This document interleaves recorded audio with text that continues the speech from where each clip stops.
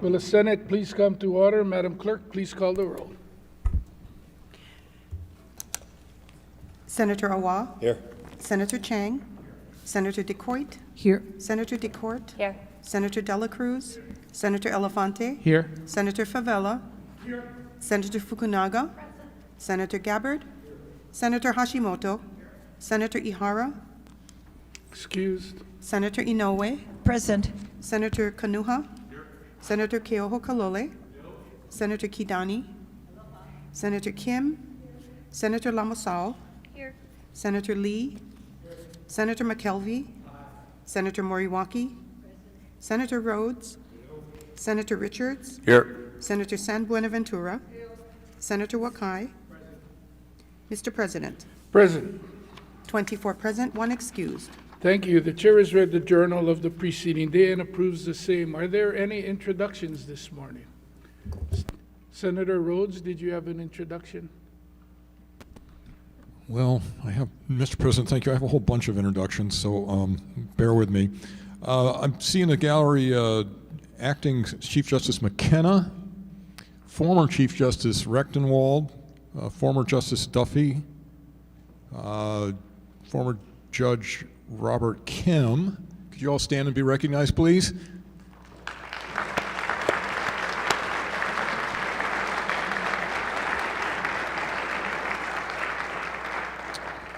Also from the Intermediate Court of Appeals, we have Chief Judge Karen Nakasone, Associate Judges Keith Hiraoka, Clyde Wadsworth, Sonia McClellan, and Kimberly Guidry. Please rise and be recognized.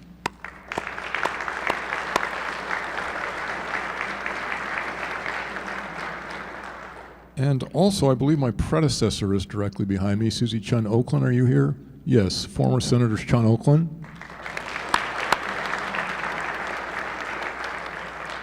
And I think Administrative Director of the Courts, Brandon Kimura, is still here too. Are you? Yes, there he is. And then last and certainly not least, Ken Takayama, former LRB Director. I think he's here too. And there he is. Welcome. Thank you, Mr. President. Thank you. Further introductions, Senator Inoue, then Senator Elefante. Thank you, Mr. President. It's my pleasure to introduce a constituent of mine, former House of Representative Richard Onishi. Thank you. Thank you, Mr. President. Senator Elefante. Thank you, Mr. President. Today, the Senate is pleased to join the Chamber of Commerce of Hawaii hosting the Hawaii's Industry-Led Sector Partnerships Showcase Day at the Capitol. The Chamber's sector partnerships represent 7 critical sectors driving Hawaii's economy, from clean energy, creative industries, engineering, healthcare, natural resources, technology, and transportation. To highlight the urgency of this work, the healthcare industry alone currently faces more than 4,000 job openings statewide. Through sector partnerships, employers are working together to strengthen training pathways, expand local talent pipelines, and remove systematic barriers to hiring.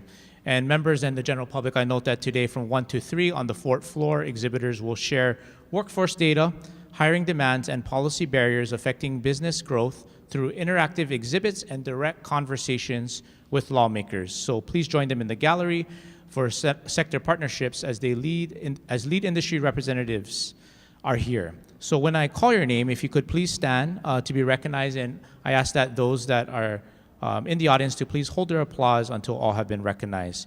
If you're from the clean energy sector, please stand. Creative industries sector.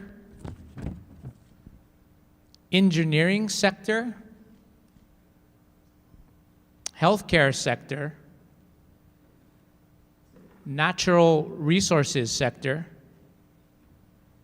Technology sector. Transportation sector, and if you're also here for today's event, please stand. Let's give them a round of applause.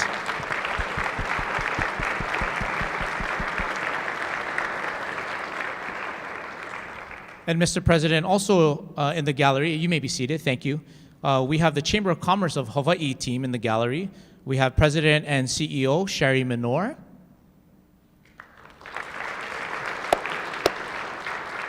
Vanessa Rogers, Vice President of Workforce Development. Tonga Hopoi, Vice President of Policy and Public Affairs. Nadia Halt, Associate Director of Community Impact. And we also have Jeannie Lum, Assistant Director of Workforce Development. Thank you so much for coordinating today's event. And Mr. President, at the appropriate time, I ask that their names be inserted into the journal. So ordered. Further introduction? And one more introduction, Mr. President. I do see a former colleague of mine who was a longtime state senator, but also served on the Honolulu City Council. We have Councilwoman Ann Kobayashi. If you could please rise to be recognized. Thank you, Mr. President. Further introduction? Senator President. Kim? Go ahead. Thank you. I see a former colleague as well, Senator Charlie Taguchi. Welcome back to the Senate. Nice to see you. Senator Richards? Thank you, Mr. President. I see we have former Governor Abercrombie up in the gallery for us.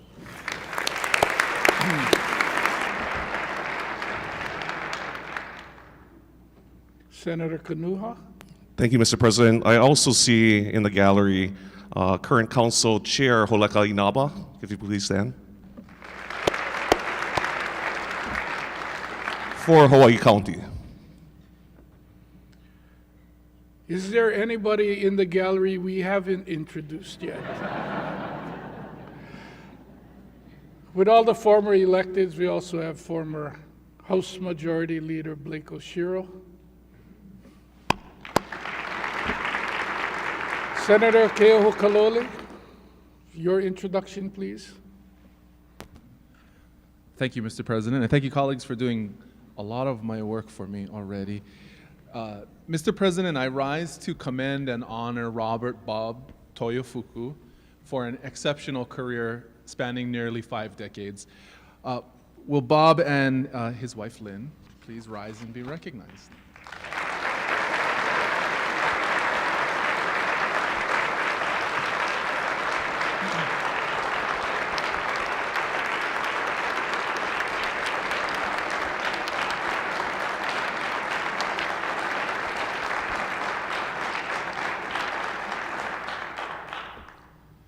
Mr. President, throughout his service to the people of Hawaii, Bob has been a highly respected attorney, advocate, and lobbyist, known as both a guiding and grounding voice in the legislative process. His work has consistently reflected integrity, professionalism, and an unwavering commitment to the public good. We not only recognize a distinguished career, but also honor a legacy grounded in key priorities that have shaped Hawaii for the better: protecting public health, advancing compassionate end-of-life care, and strengthening consumer rights and fairness within our legal system. I've known Bob for almost the entirety of my career as an attorney and public servant, and I've especially appreciated his attempts to outreach and just provide clarity to the system for the broader community. As many of you know, you have served as panelists for his Pacific Law Institute's annual legislative seminars, which really shine a light on not only the latest happenings at the legislature, which are often really hard for regular working folks to keep track of every year, but also meaningful discussions about the process, which is something that I hold very dear, because the process is designed to allow the public to access these levers of power. And unless lay people understand the process, then it doesn't matter at all. And so the fact that year after year, Bob has taken it upon himself to just shine a light on what the legislature does, why this process is set up the way it is to provide an access point and a fair way for people to come in and make change happen, I thought is a critical service to the community that really you have not been given enough credit for. I've also really appreciated and come to try and emulate Bob's candid approach always cool under pressure, always civil and respectful in dialogue, but still able to convey the passion that's necessary to make things happen and to advocate for good policy. I remember as a new rank and file Democrat in the House when I first got elected, Bob would come and try and advocate for bills that I really had no understanding of because I was brand new and didn't realize what was going on. And one day, because I was getting tired and I really didn't understand the subject matter, I just asked him, okay, you guys want the bill to go this way. What does the other side think? And he very calmly just made the case for the opposition that he was advocating against. And then, in a very effective and professional manner, concluded by stating the reason why I should still support his position. And he did it so effectively that I came out of the meeting not just wanting to agree with him, but with a better comfort for myself on how I could explain the issue to my constituents. And I think people outside the legislature sometimes underappreciate how valuable that is, not just for the advocates who come in to convince us what they think is right, but for us as legislators who have to absorb so much every single year, often in the form of 3,000 different concepts introduced as bills that we don't always understand or have any perspective on as members of the public. So to have someone who can come in and just respectfully and calmly explain these often complex and very emotional issues to us regular people who serve on behalf of the public is such an underappreciated skill and value for the public. And that's what you've done, Bob.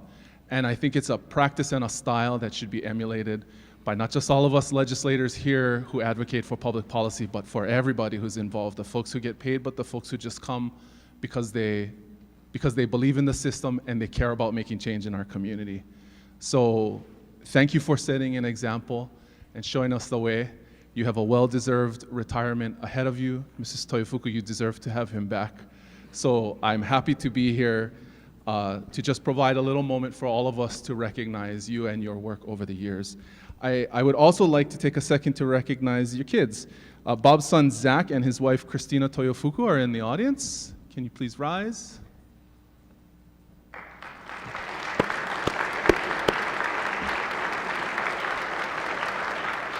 And Bob's other son, Stephen Toyofuku, is also here.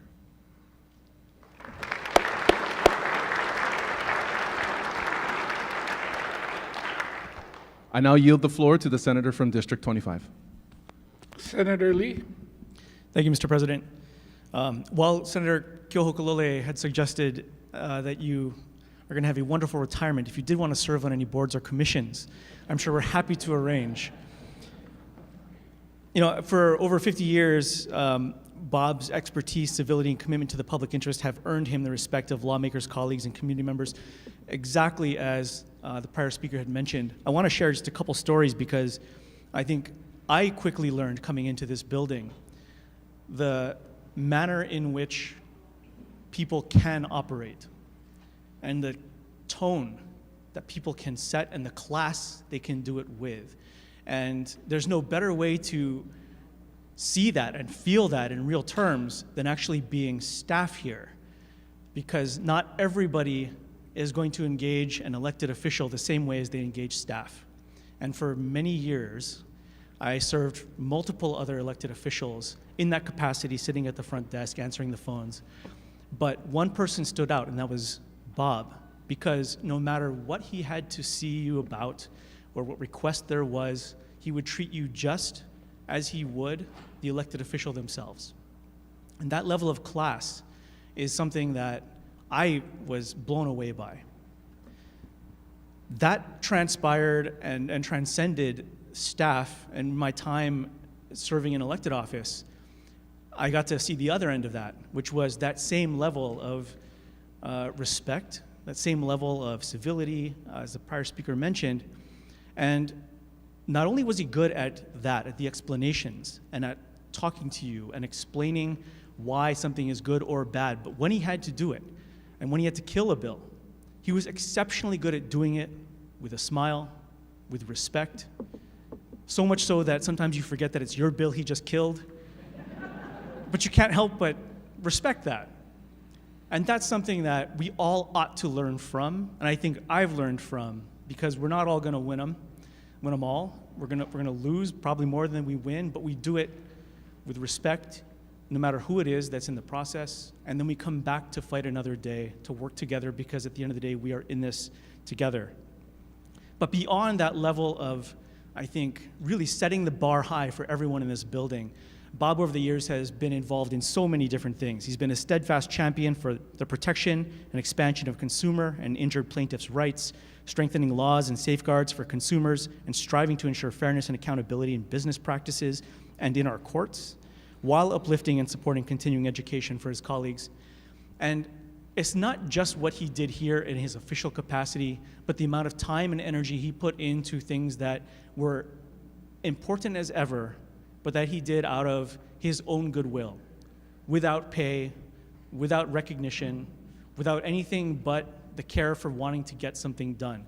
Years ago, when AEDs were first introduced, right? Portable defibrillators that could save a life in a moment when someone's having a heart attack or some other situation, there was no legal framework for that. Revolutionary technology that could save lives, but no way to actually get it into the hands of the people who could do the saving. And Bob took it upon himself, without a contract, without pay, to help right the situation and get through all the morass and everything else that plagues a lot of these perennial issues that we face here without solution, and took it on himself. Ended up passing a law together with the American Heart Stroke Association and other stakeholders, pushing that through. And the very next year, as our police department here in Oahu, HPD, ended up having them in their cars, one of the very first people whose lives was saved as a result was the chief of police, who collapsed. But because there was an AED available in a car nearby, they were able to save his life.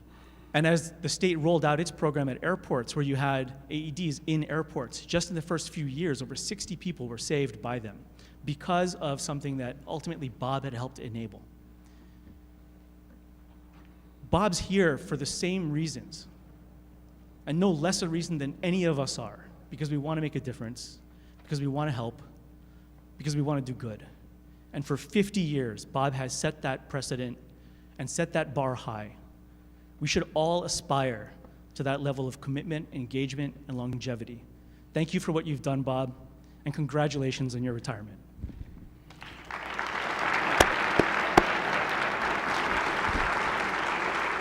So I'm going to let you know that we're not yielding the floor to anybody else. We need to get Mr. Toyofuku over to the House at noon. We're going to recess, given the length of the contemplation and the amount of introductions in the prior two speeches. Anybody else who wants to add their warm greetings or personal stories with Bob Toyofuku, I am authorizing the clerk to have written remarks entered into the journal on behalf of any other member who has something to say. We'll take a brief recess. Senator Lee, you had something else? No, thank you. I was just going to yield the floor.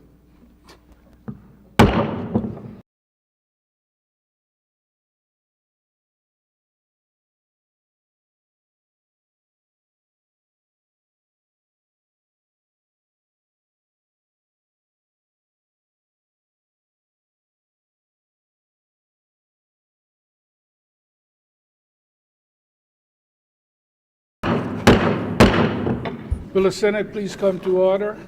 Madam Clerk. Standing Committee Report numbers 3141 to 3166 for adoption. Senator Wakai.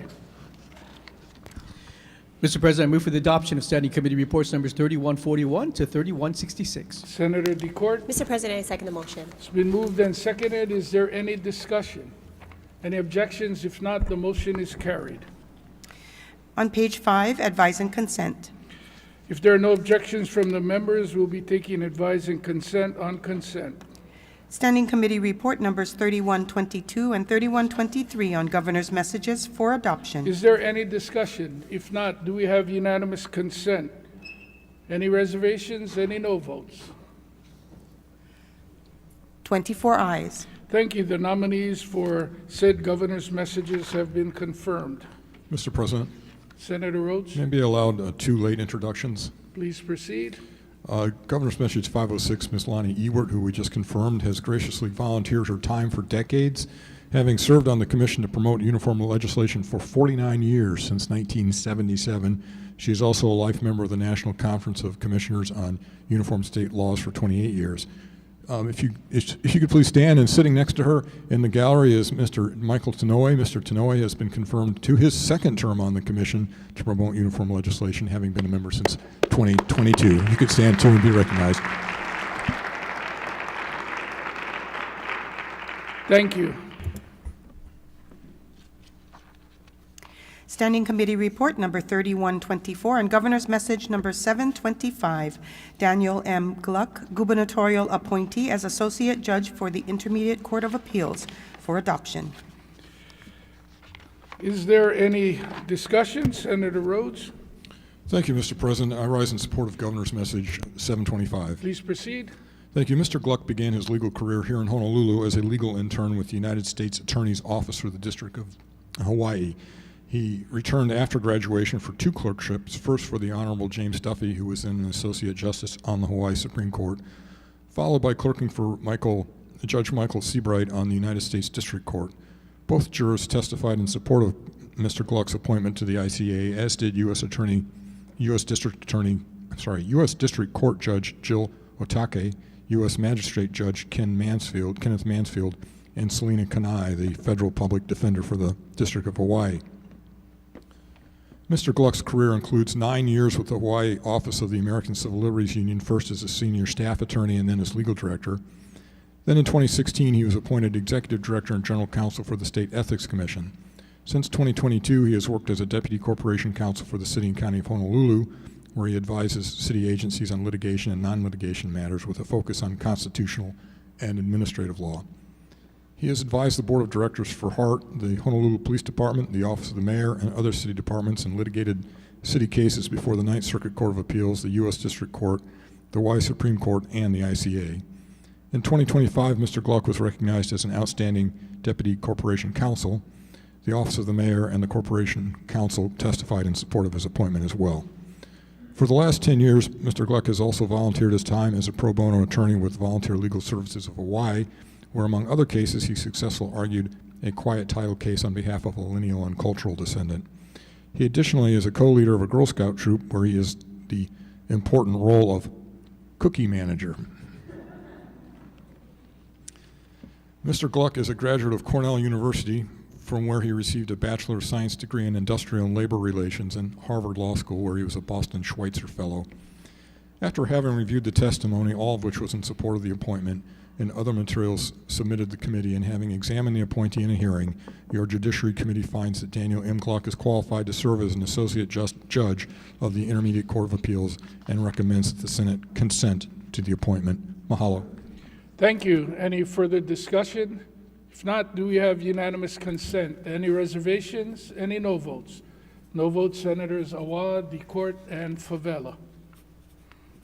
21 ayes, 3 noes. Thank you. Daniel M. Gluck has been confirmed as Associate Judge for the Intermediate Court of Appeals. Senator Rhodes. Thank you, Mr. President. I'm pleased to introduce the new Associate Judge for the Intermediate Court of Appeals, Daniel Gluck. Please stand.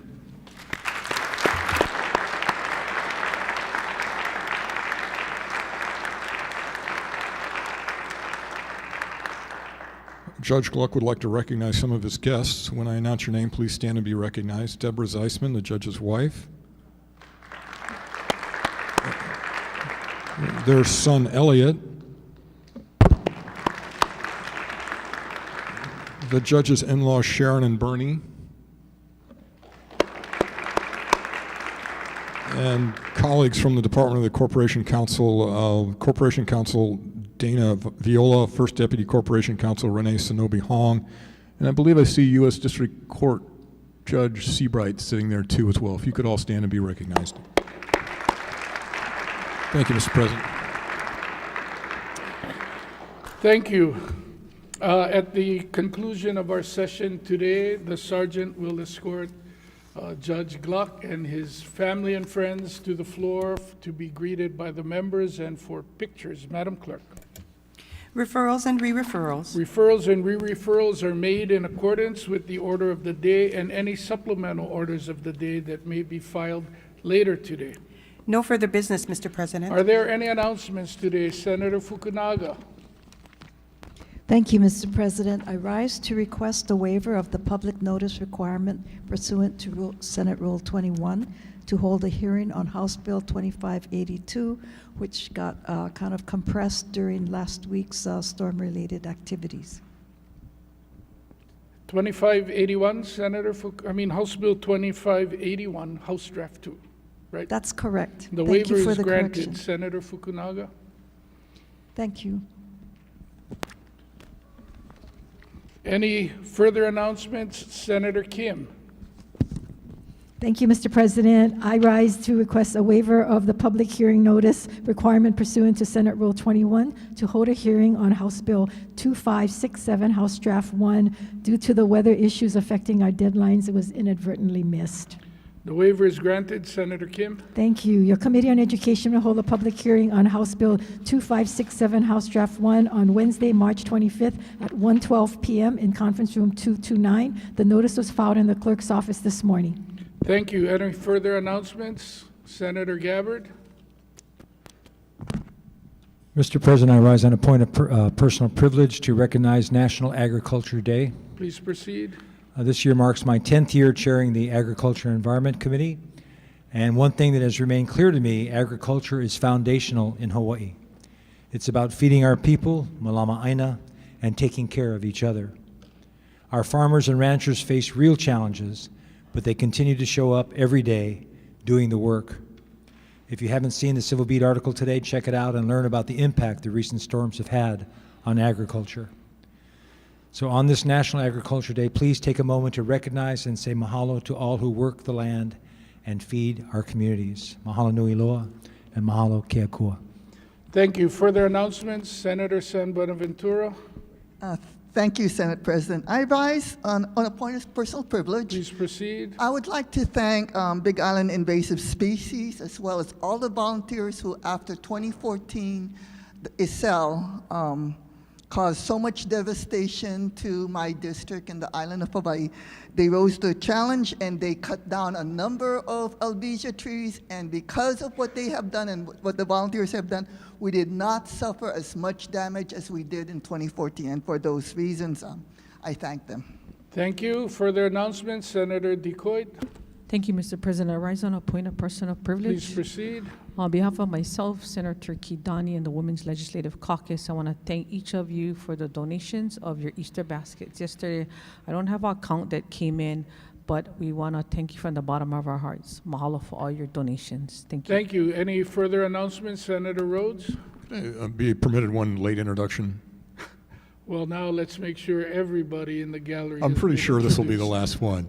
I just wanted to reintroduce my longtime legislative attorney, Jesse Faig, who's been very helpful with these confirmations. Thank you.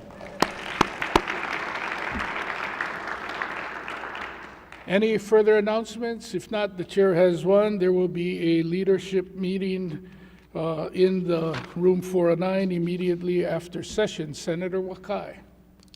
Mr. President, I move that the Senate stand adjourned at 11:30 a.m. tomorrow. Senator DeCourt. Mr. President, I second the motion. It's been moved and seconded. If there are no objections from the members, the Senate will stand adjourned until 11:30 a.m. tomorrow.